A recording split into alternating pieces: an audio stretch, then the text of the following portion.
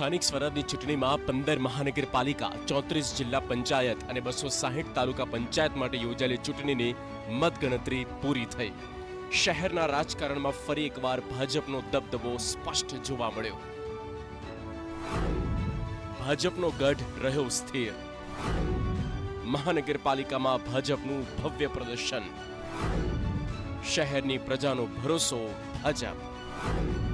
મહાનગરપાલિકાની ચૂંટણીમાં ભાજપે તેનો અભેદ કિલ્લો યથાવત રાખતા સ્પષ્ટ સંદેશ આપ્યો છે કે શહેરની જનતા આજે પણ ભાજપ પર વિશ્વાસ રાખે છે.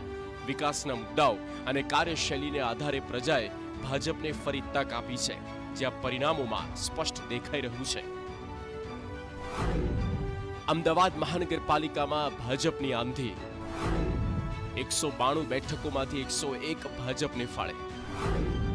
મણિનગરથી થલતેજ સુધી ભાજપનો દબદબો.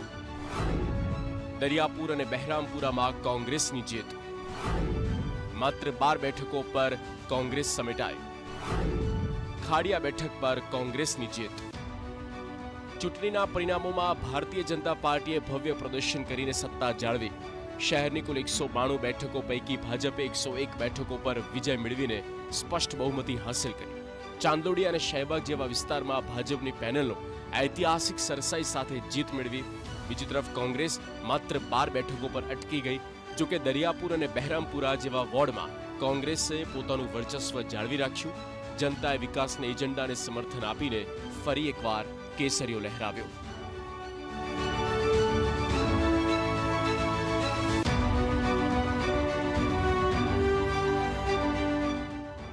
બીજી તરફ ગ્રામ્ય અને અર્ધ શહેરી વિસ્તારોમાં જિલ્લા પંચાયત, નગરપાલિકા અને પાલિકાની ચૂંટણીમાં રસપ્રદ ટક્કર જોવા મળી.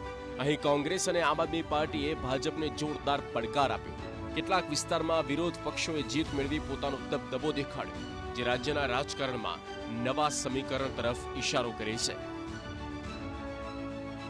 નર્મદામાં આપનું ઝાડુ ચાલ્યું. જૂનાગઢમાં કોંગ્રેસ શૂન્યમાં સમેટાઈ.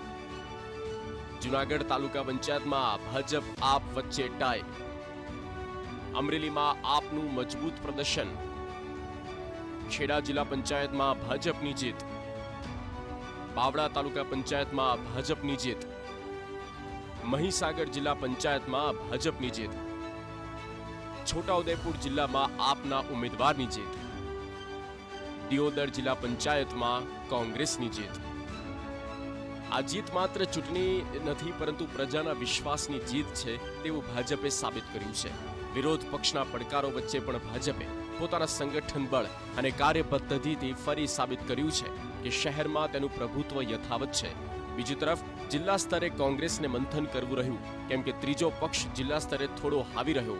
આમ સત્તાની સેમીફાઇનલમાં તમામ રાજકીય પક્ષોની પરીક્ષા થઈ ગઈ.